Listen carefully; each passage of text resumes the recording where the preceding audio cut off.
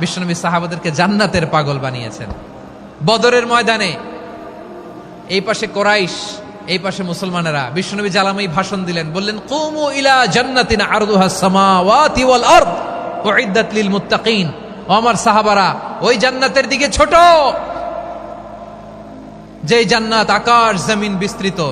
তোমরা দেখতে পাচ্ছ এটা বদরের ময়দান না, এটা আল্লাহর জান্নাত। আওয়াজ করে পড়েন আল্লাহু আকবার। বিশ্বনবী বললেন ছোট ওই জান্নাতের দিকে, যে জান্নাতের বিস্তৃতি আকাশ জমিন বিস্তৃত। বিশ্বনবীর এই কথা শোনার পরে এক আনসারী সাহাবী সাইয়েদনা উমাইর ইবনুল হুমাম রাদিয়াল্লাহু তাআলা আনহু খেজুর খাচ্ছিলেন। তিনি বিশ্বনবীর দিকে তাকিয়ে কথা শুনছেন আর খেজুর খাচ্ছেন। যখন বিশ্বনবী বললেন জান্নাতের দিকে ছোট, যে জান্নাত আকাশ জমিন বিস্তৃত, বিশ্বনবীর কথা শোনা মাত্র সাইয়েদনা উমাইর ইবনুল হুমাম বললেন বাহ বাহ।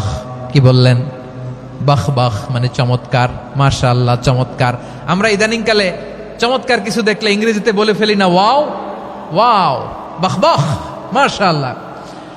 বিশ্বনবী বললেন মা ইয়াহমিলুকা আলা কওলিকা বাহ বাহ ইয়া উমাইর। ও উমাইর, আমার এই কথা শুনে তুমি কেন বললা বাহ বাহ, চমৎকার চমৎকার কেন বললা? সাইয়েদনা উমাইর ইবনে হুমাম রাদিয়াল্লাহু তাআলা আনহু বললেন ইয়া রাসূলুল্লাহ, আপনার এই কথা শুনে আমি বড্ড খুশি হয়েছি, আর আমি প্রত্যাশা করছি আমি যদি ওই জান্নাতের মালিক হতে পারি তাহলে কতই না ভালো হতো। সুবহানাল্লাহ বলেন। বিশ্বনবী বললেন ছোট ওই জান্নাতের দিকে, যে জান্নাত আকাশ জমিন বিস্তৃত। আপনার এই চমৎকার মুখনিসৃত কথা শুনে আমার হৃদয়ের মধ্যে জান্নাতি হওয়ার বাসনা জেগে উঠল।